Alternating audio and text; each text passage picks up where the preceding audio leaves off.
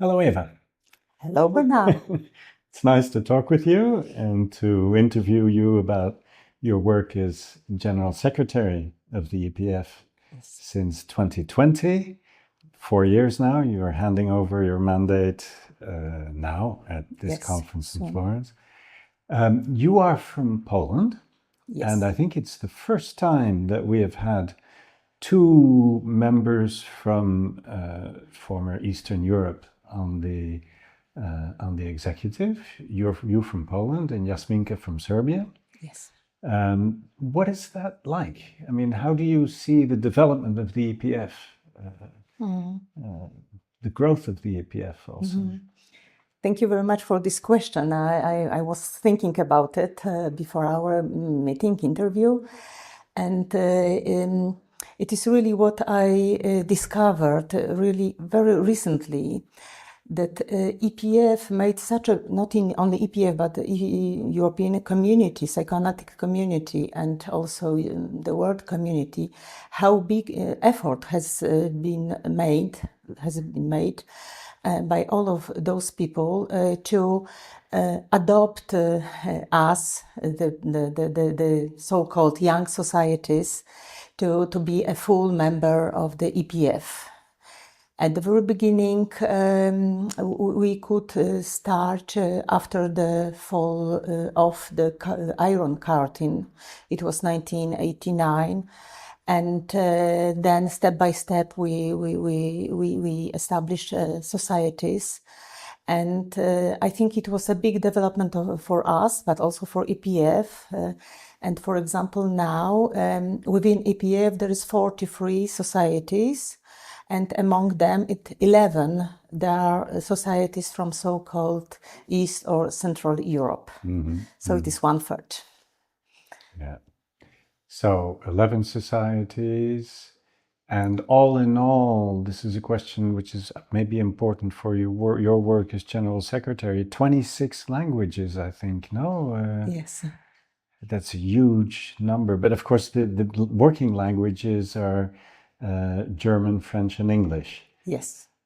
And so we use English, yes. Sometimes it is a bad English, but it is. English is sort of the lingua franca today. Yes. Yeah.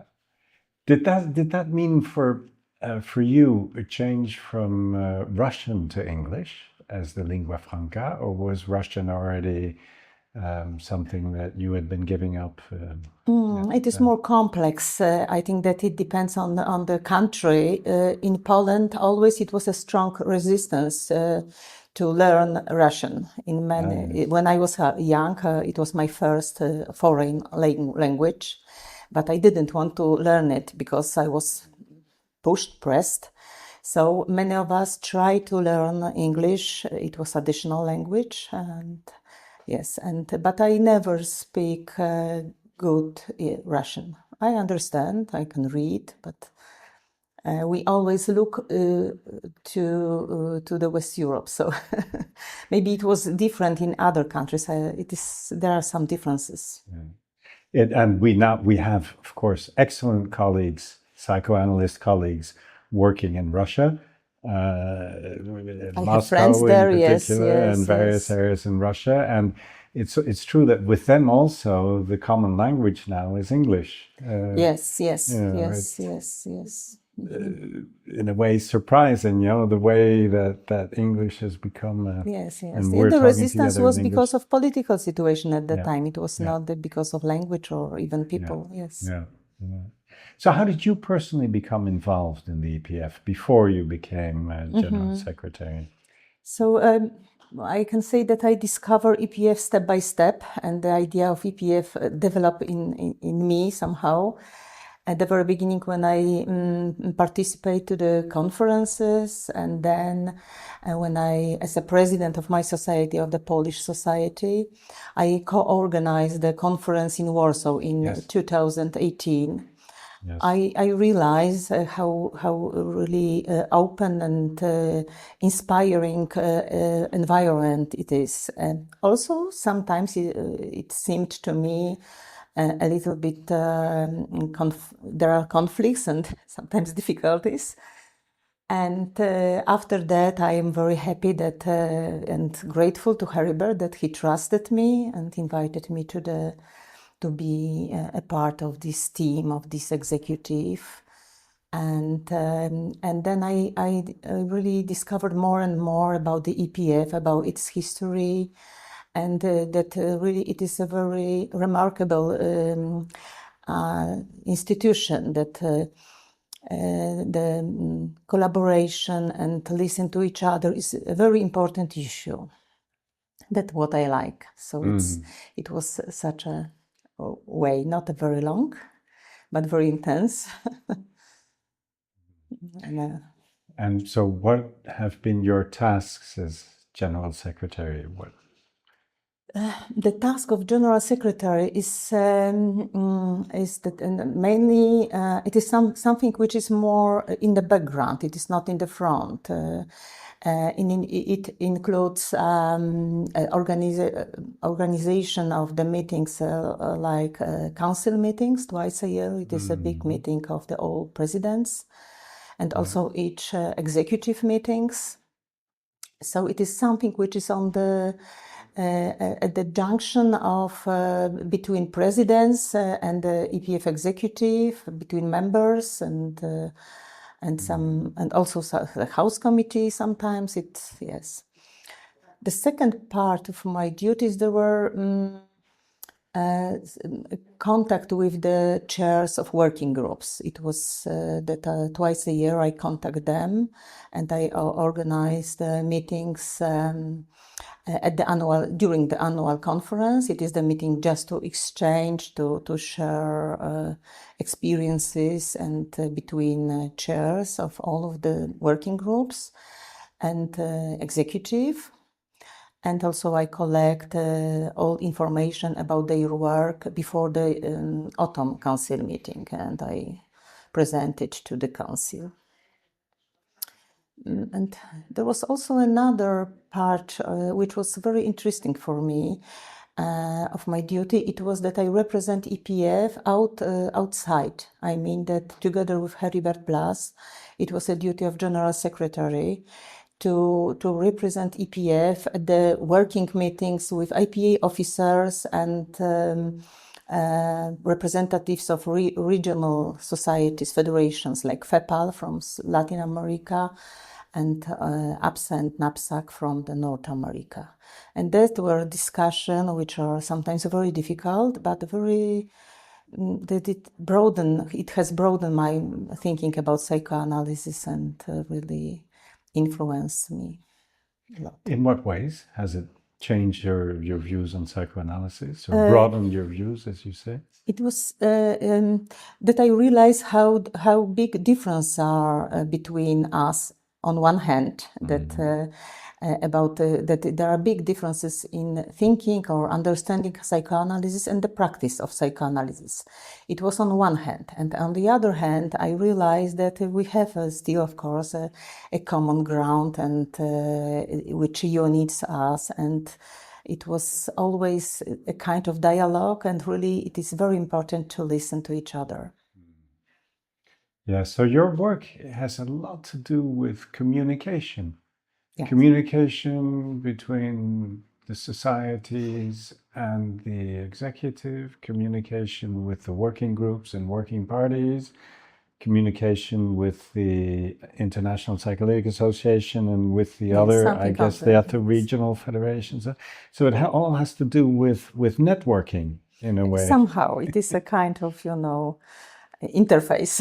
Yeah, interface working and maintaining what you say has to do with maintaining dialogue. It's something that preoccupies me a lot too, is how to maintain dialogue and to be able to really talk about differences and commonalities within psychoanalysis, as you've been saying, and also I imagine with the world crisis we have had. I mean, there was the COVID pandemic, which I've been talking with everybody on the executive about the COVID pandemic, the effect it had and how it made things more difficult, made it impossible for times to meet in person. And then there was the invasion of Ukraine, which, required a lot of work to maintain dialogue between all parties involved in the EPF.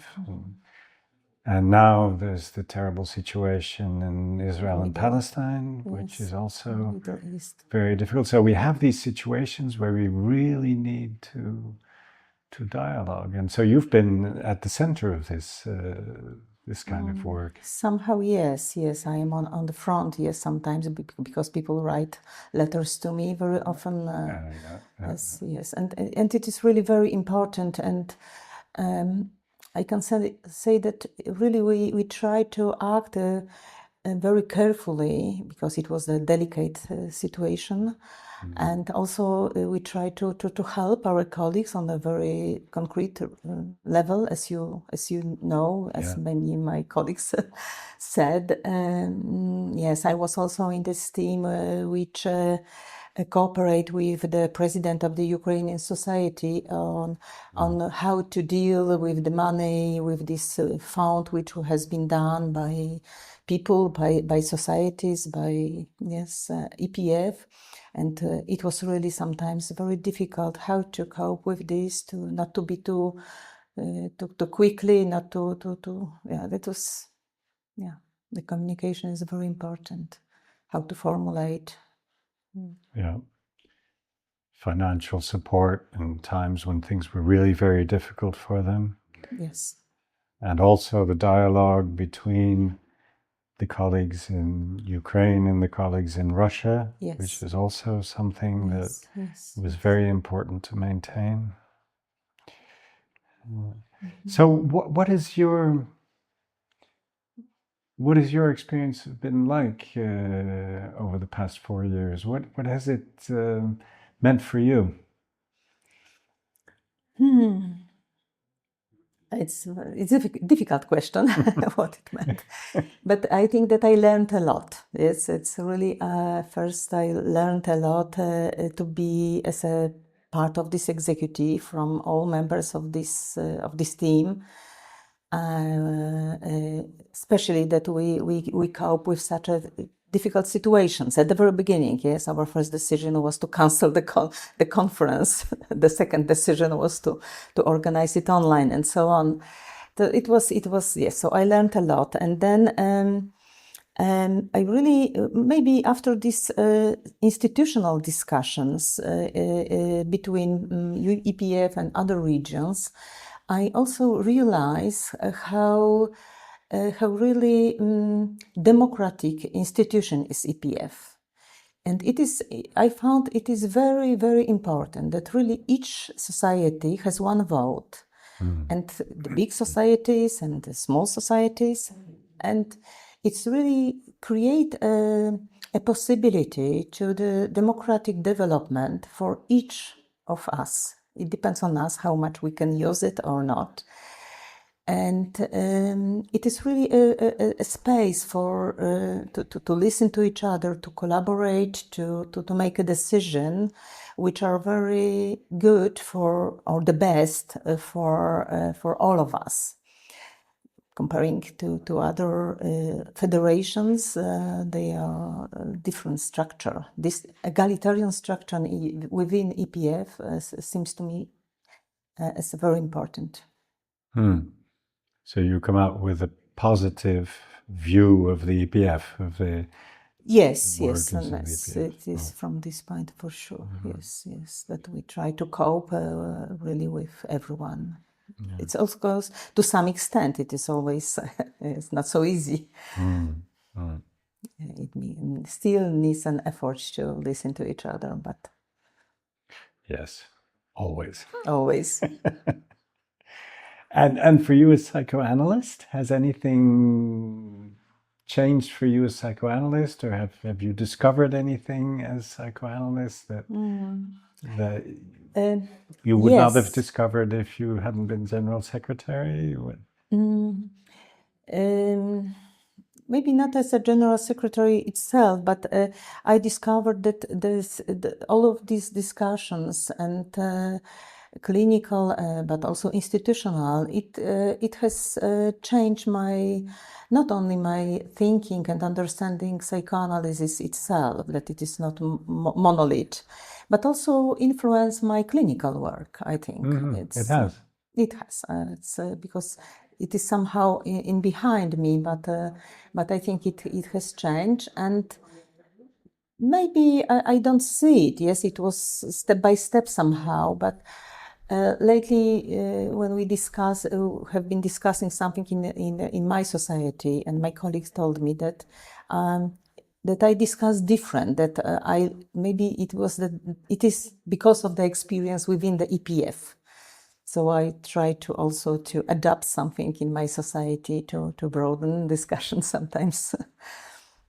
Can you say a few words about what has changed? You realize there's been a change, but can you describe it, or is it difficult to describe? It is difficult to describe in a few words, but when I think about